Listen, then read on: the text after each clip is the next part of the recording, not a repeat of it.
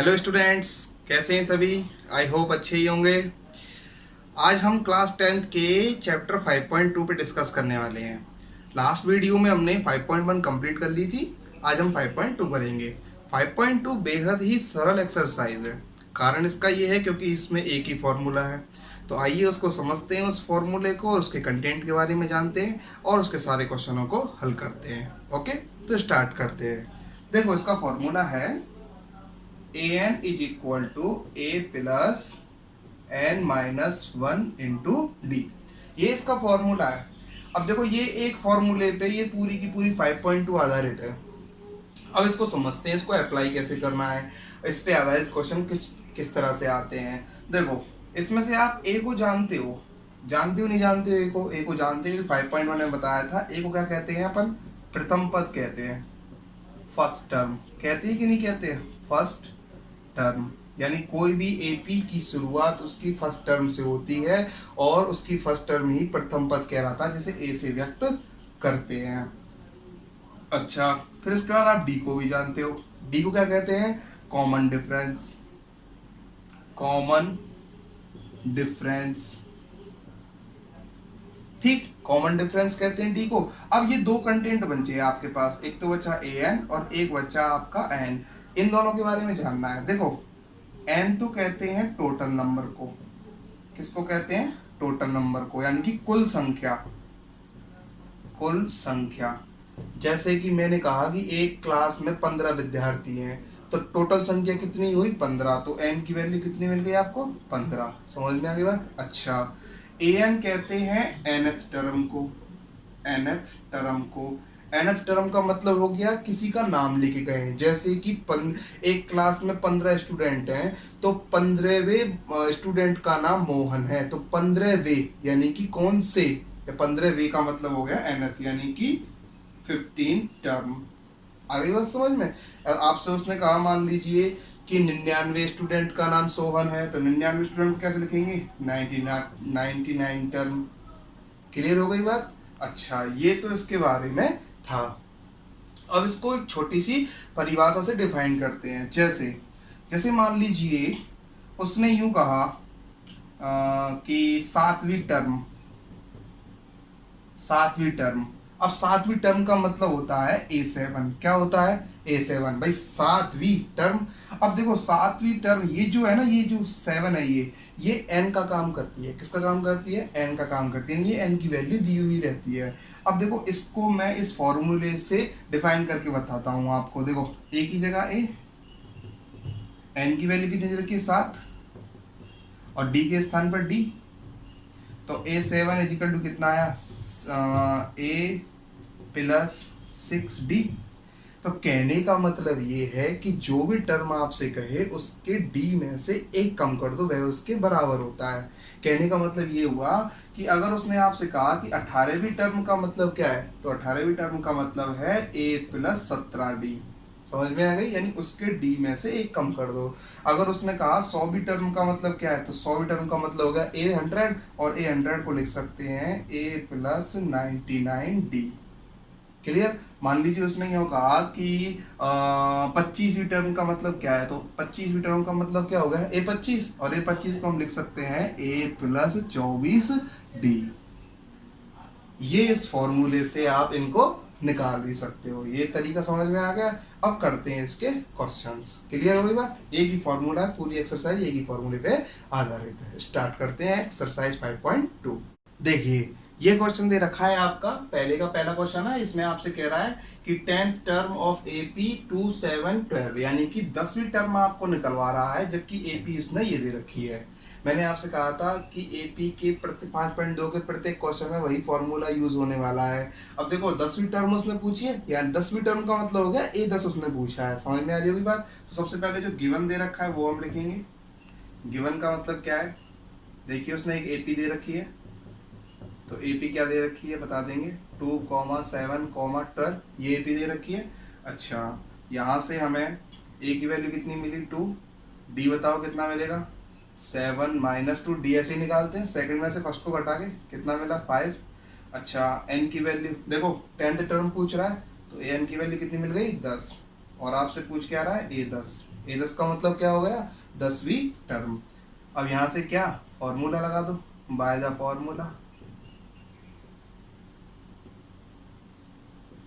Formula क्या है आपके पास, ए एन बराबर A plus N minus one into D. Simple है। ए एन के स्थान पे क्या रख देंगे, ए टेन, ए के स्थान पे क्या रखेंगे 2, एन के स्थान पे 10 और डी के स्थान पे 5। सही है। अब निकाल दीजिए, 2 प्लस 10 में से एक गए तो 9 इंटू 5, ए 10, 2 प्लस 9 पंजे 45, 45 और 2 47। तो 10वीं टर्म कितनी मिल गई आपको, 47 मिल गई। समझ में आ गई। देखो पहली टर्म 2 है, दूसरी टर्म 7 है, तीसरी टर्म 12 है, तो बताओ 10वीं टर्म क्या होगी। तो 10वीं टर्म जो होगी वो होगी 47। क्लियर। तो ये हो गया आपका पहला क्वेश्चन। अब इसके 2 क्वेश्चन और हैं जो कि आपको वो स्वयं करने हैं। ठीक है। अब देखिए ये क्वेश्चन नंबर दूसरा है आपका, दूसरे का पहला क्वेश्चन है ये, दूसरे का पहला क्वेश्चन है। इसमें क्या कह रहा है आपसे, इसमें कह रहा है कि which term of AP 21 18 15 dot dot dot is minus के 81। इसका मतलब समझा देता हूं। देखो जिस क्वेश्चन में विच टर्म y या एनी टर्म या हु, ये शब्द आपको मिल जाए, जिस क्वेश्चन में विच टर्म मिल जाए, वाई टर्म मिल जाए, एनी टर्म मिल जाए, हु मिल जाए, यानी WH वर्ड में से आपको कोई भी मिल जाए, तो उसका मतलब होता है कि वो आपसे n की वैल्यू पूछ रहा है। समझ में आ गई बात। किसकी वैल्यू पूछ रहा है, n की वैल्यू पूछ रहा है। n की वैल्यू पूछ रहा है तो कुछ ना कुछ दे रखा होगा। अगर n की वैल्यू पूछ रहा है तो an उसने दे रखा है। ये बात समझ में आ जानी चाहिए आपके। दोबारा सुन लो, अगर विच टर्म के लिए क्वेश्चन में आए तो इसका मतलब है कि n की वैल्यू आपसे पूछ रहा है और an आपको दे रखा होगा। ये क्वेश्चन की परिभाषा है। अब देखो इस क्वेश्चन को समझते हैं। ये कह रहा है कि which term of AP 21 18 15 is minus के 81। विच टर्म का मतलब होगा कौन सी टर्म। अब देखो कौन सी का मतलब 15 भी हो सकती है, 20 भी हो सकती है। तो कौन सी पूछ रहा है ना, इसका मतलब हो गया कि n की वैल्यू आपसे पूछ रहा है। अच्छा, कि कौन सी टर्म इस AP की माइनस 81 होगी। तो जो माइनस 81 है ना, जो मैंने आपसे कहा था कि विच टर्म का मतलब है n पूछ रहा है, तो an उसने दे रखा है। तो ये किसकी वैल्यू है, an की वैल्यू है। समझ में आ गई। अब अपन करते हैं, सबसे पहले गिवन करते हैं। बताइए गिवन में क्या दे रखा है उसने। a बराबर कितना दे रखा है 21, d बराबर कितना दे रखा है 18 माइनस 21 तो माइनस के 3, और n उसने पूछा है विच टर्म, और an उसने दे रखा है कितना दे रखा है माइनस के 81। क्लियर हो गई बात। फॉर्मूला लगा दीजिए। फॉर्मूला आपके पास है, फॉर्मूला क्या है, an बराबर a plus n minus 1 into D. Simple. और रख दीजिए। देखो इसकी वैल्यू माइनस के 81, a की वैल्यू कितनी है आपके पास 21, n की वैल्यू आपसे पूछी है, और d की वैल्यू कितनी है माइनस की 3। क्लियर हो गई बात। अब देखिए इसको सॉल्व करने का तरीका। देखो सबसे पहले इस 21 को भगाओ। इस 21 को भगाएंगे तो ये प्लस का इधर है किसका हो जाएगा, माइनस का, यानी माइनस का 81 और ये माइनस का 21। इधर क्या बचा, ये बचा, यही तो बचा। अच्छा अब इसको सॉल्व करो। माइनस का 81 माइनस के 21, माइनस माइनस क्या होते हैं प्लस, लेकिन उत्तर किस में आता है माइनस में, यानी कि हो गई माइनस के 102 is equal to n minus 1 into minus के 3। अच्छा आगे सॉल्व करो। देखो ये मल्टीप्लाई में मैंने आपको कहा था कि प्लस वाली माइनस में जाती है, माइनस वाली प्लस में जाती है, मल्टीप्लाई वाली डिवाइड में जाती है। तो मल्टीप्लाई वाली संख्या किस में चली जाएगी, डिवाइड में, यानी ये इसके डिवाइड में। तो माइनस के 102 और ये माइनस के 3 और n माइनस के 1। समझ में आ गई। मल्टीप्लाई वाली संख्या किस में गई, पूरी की पूरी डिवाइड में गई। माइनस से माइनस कैंसिल, 3 से 102 कितनी बार कटेगा, 3 तिया 9 और 3 चौक 12, n माइनस के 1। आपको n की वैल्यू चाहिए, इस माइनस 1 को फिर इधर भेज दो। माइनस की संख्या किस में आ जाती है, प्लस में। तो ये हो गया 34 प्लस 1 बराबर n। तो n बराबर कितना आया 35।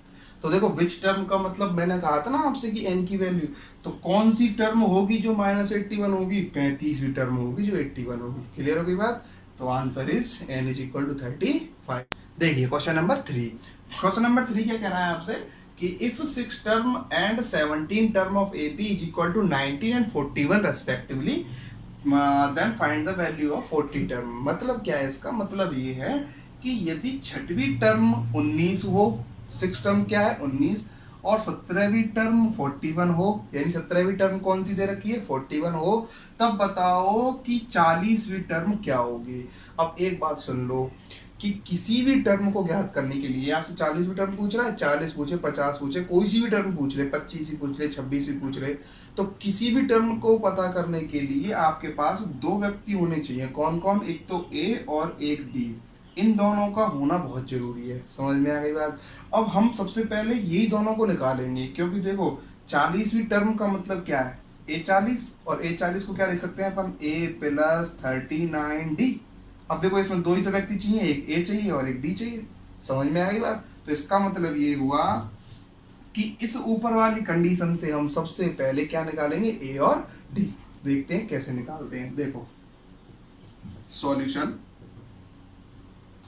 जो इसमें दे रखा है पहले हम वही करेंगे। देखो उसने क्या दे रखा है, 6 टर्म कितनी दे रखी है 19, तो यहां लिखेंगे 6 टर्म इज इक्वल टू कितनी दे रखी है उसने 19। 6 को क्या लिख सकते हैं अपन A6, ये कितनी दे रखी है उसने 19। अच्छा मैंने बताया था A6 को क्या मतलब क्या होता है A6 का? A6 का मतलब होता है A प्लस 5D, यानी उसके D में से एक कम कर दो, तो हम इसकी जगह लिख सकते हैं A प्लस 5D बराबर 19, इक्वेशन फर्स्ट। अच्छा सेम इसी प्रकार 17वीं टर्म कितनी दे रखी है 41, तो यहाँ लिखेंगे, यहाँ लिख देते हैं गिवन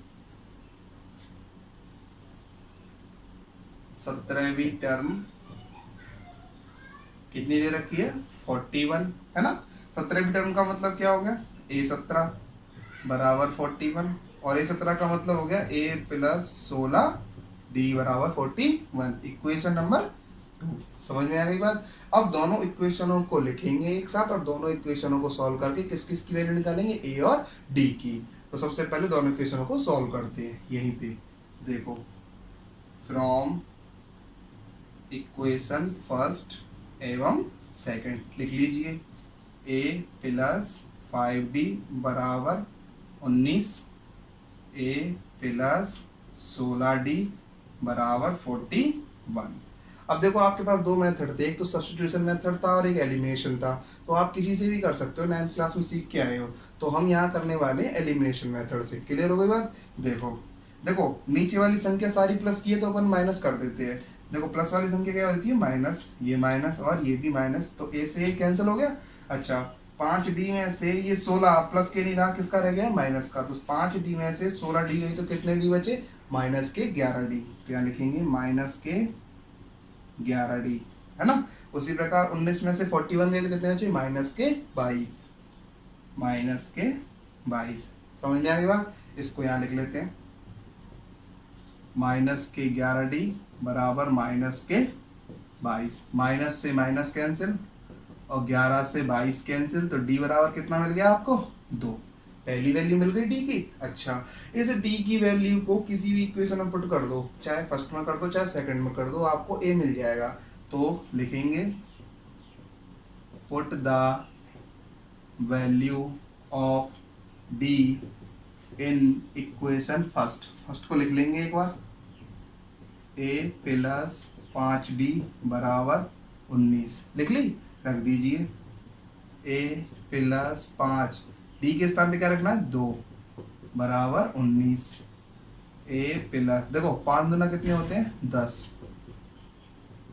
देखो 10 को उधर भेज दो किसका हो जाएगा माइनस का, तो A बराबर 19 माइनस 10, तो A बराबर 9, 19 में से 10 गए तो 9, तो ये मिल गया आपको A की वैल्यू। अब देखो A मिल गया D मिल गया, अब क्या निकालना है अपन को, जो उसने पूछा है। क्या पूछा है 40वीं टर्म पूछी है, तो यहाँ साइड में निकाल देते हैं।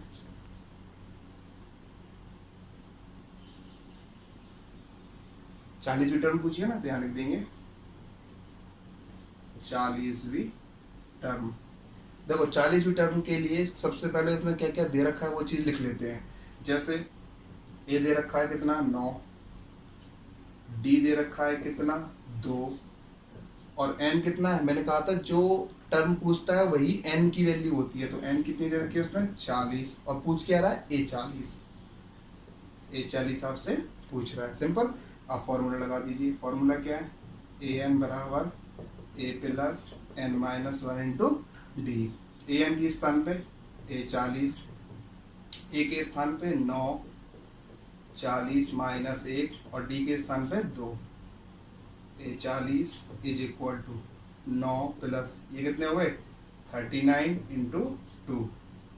A40 बराबर ये कितने होते हैं 78 और इसको जोड़ो तो कितना आएगा 87। तो इसका मतलब ये हुआ 9 और 8 17 87 बिल्कुल सही है। तो 40वीं टर्म आपकी कौन सी मिल चुकी है 87 मिल चुकी है। सिंपल क्वेश्चन था, एक बार फिर से समझ लीजिए। वो टर्म जो आपने उसने दे रखी है वो हमने यहाँ बता दी।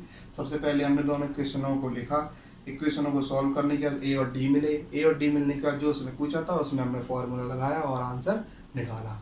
तो ये क्वेश्चन नंबर 3 था आपका। अब देखते हैं क्वेश्चन नंबर 4। देखिए क्वेश्चन नंबर 4। क्वेश्चन नंबर 4 बेहद सरल क्वेश्चन है, बिल्कुल थर्ड जैसा ही है, थोड़ा सा अंतर है जो मैं आपको बता चुका हूँ। देखो थर्ड टर्म कितनी दे रखी है उसने 4, 9th टर्म कितनी दे रखी है -8। पहले तो इन दोनों इक्वेशनों को सॉल्व करेंगे, ठीक है। अच्छा उसने पूछा क्या है विच टर्म। अब विच टर्म का मैंने मतलब आपको पहले ही बता दिया था, विच टर्म जहाँ पे भी दिख जाए उसका मतलब है n की वैल्यू पूछ रहा है। n की वैल्यू पूछ रहा है तो फिर an दे रखा होगा। अब देखो इसमें an कहाँ है, ये रहा 0। तो ये जो 0 ये किसकी वैल्यू दे रखी है an की वैल्यू दे रखी है। समझ में आएगा। अब सॉल्व करते हैं। सॉल्यूशन सबसे पहले जो उसने दे रखा है वो करते हैं। थर्ड टर्म कितनी दे रखी है 4, तो यहाँ लिखेंगे थर्ड टर्म दे रखी है 4। तो थर्ड टर्म का मतलब हो गया A3 बराबर 4 और A3 को क्या लिखते हैं अपन a प्लस 2d बराबर 4, इक्वेशन फर्स्ट, सिंपल। अच्छा इसी प्रकार 9th टर्म कितनी है -8, यानी कि 9th टर्म दे रखी है -8।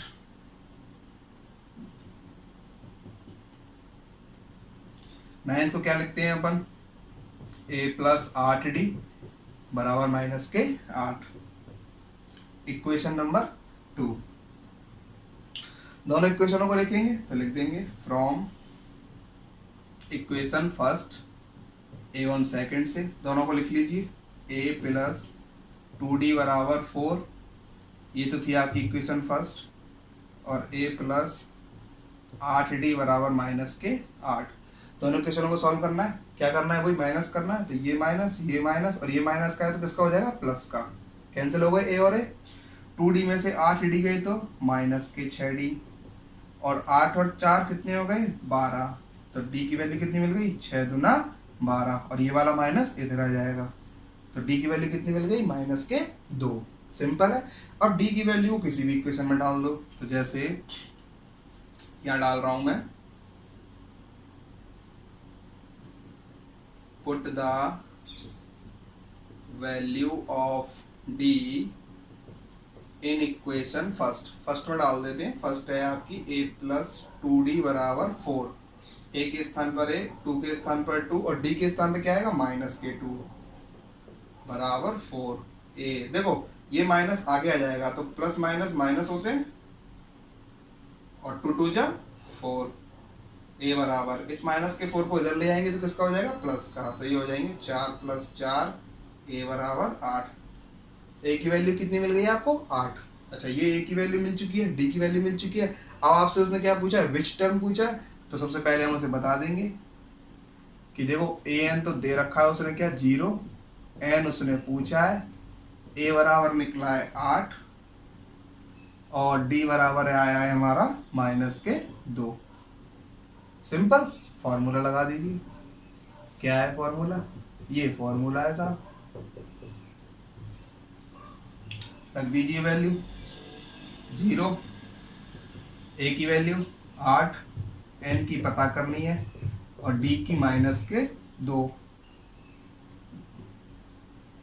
देखो इस 8 को सबसे पहले इधर लेके आएंगे, किसका हो जाएगा माइनस का, प्लस का है तो इधर आके माइनस का हो जाएगा।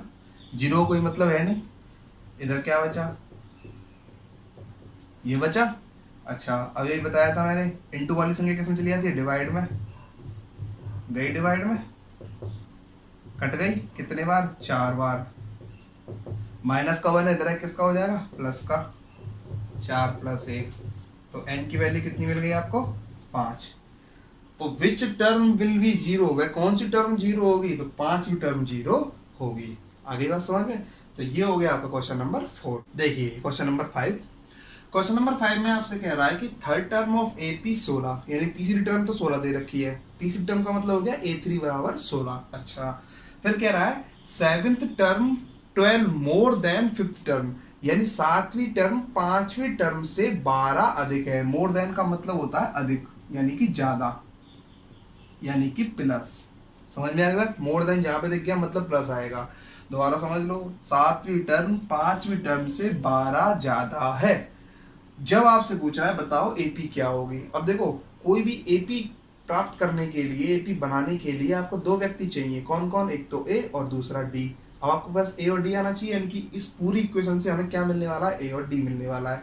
तो सॉल्व करते हैं। देखो देखो सबसे पहले उसने क्या दे रखा है, third term AP equal to 16, तो थर्ड टर्म दे रखी है उसने, कितनी दे रखी है, 16। इसको सॉल्व करेंगे तो ये लिखेंगे अपन A3, और A3 को क्या लिखते हैं अपन, A + 2D, equation first, simple. अच्छा, अब आते हैं इन पर। अकॉर्डिंग टू क्वेश्चन क्या दे रखा है, seventh term is 12 more than, ये लैंग्वेज लिखनी है, फिफ्थ टर्म। ठीक है, इसका मतलब है सातवीं टर्म, मतलब A7। समझते चलना बात को, सातवीं टर्म पांचवी टर्म से यानी कि A5 से 12 अधिक है, मतलब कि 12 अधिक है। समझ में आ गई बात, सातवीं टर्म पांचवी टर्म से 12 अधिक है, ज्यादा है। क्लियर हो गई बात। अब इसको सॉल्व कर लीजिए, ए को एक तरफ, यानी ए वाली संख्या एक तरफ, तो हम इसको इधर ले आए, किसका हो जाएगा, ये माइनस का। इसको सॉल्व करना, A7 का मतलब क्या है, A + 6D माइनस A5 का मतलब क्या है, A + 4D। क्लियर हो गई होगी बात। ब्रैकेट के बाहर माइनस है, तो ब्रैकेट के अंदर के साइन कैसे हो जाएंगे, चेंज कर दीजिए। सिंपल। देखो कुछ कट रहा है, ये कट रहा है, A प्लस माइनस का कट गया, 6D में से 4D गए तो 2D, और 2 से ये 12 कट गया, तो D बराबर कितना आया, 6, 2 छिक्की 12। अब देखो D मिल गया, अब आपको A चाहिए, D की वैल्यू को इक्वेशन फर्स्ट में पुट कर दो, आपको ये मिल जाएगा। तो यहाँ लिखेंगे put the value of D in equation first. सही है ना, और फर्स्ट को लिख लो यहाँ पे, in equation first A + 2D बराबर 16। A के स्थान पर A, 2 के स्थान पर 2, D के स्थान पर 6, D के स्थान पर 6 आएगा भाई। A + देखो कितना हो गया, 12, इस 12 को उधर भेज दो, माइनस का हो जाएगा, और A बराबर कितना आया, 4। अब देखो दोनों वैल्यू मिल गई आपको, ये रहा A और ये रहा D। A और D चाहिए आपको किसी भी AP को ज्ञात करने के लिए। अब देखो देन AP, अब देखो AP बना रहे हैं। AP की शुरुआत कहां से होती है, पहली टर्म से। पहली टर्म को कहते हैं A की वैल्यू कितनी दे रखी है, 4। अच्छा, मैंने आपसे कहा था अगला पद निकालने के लिए क्या करते हैं, 5.1 में बताया था, नेक्स्ट टर्म निकालने के लिए पिछली वाली टर्म में D को जोड़ देते हैं। तो 4 में D को जोड़ देंगे, D कौन है, 6, तो 4 और 6 कितने हो गए, 10। समझ में आ गई ये बात। अब अगली टर्म निकालने के लिए फिर D को जोड़ दो इसमें, तो फिर 10 में 6 जोड़ेंगे तो 16, फिर 6 जोड़ दीजिए 22, फिर 6 जोड़ दीजिए 28, डॉट डॉट डॉट। ये मिल चुकी है आपकी AP। This is 5 question. तो ये आपके सिंपल से क्वेश्चन थे। आज के लिए बस इतना ही, आगे के क्वेश्चन हम नेक्स्ट वीडियो में करते हैं। तब तक के लिए अपना ध्यान रखें, और लाइक जरूर करें, शेयर करें, सब्सक्राइब करें। ये बात तो बोलने की है ही नहीं है। बाकी अपना ध्यान रखें, खुश रहें। ठीक है, थैंक यू।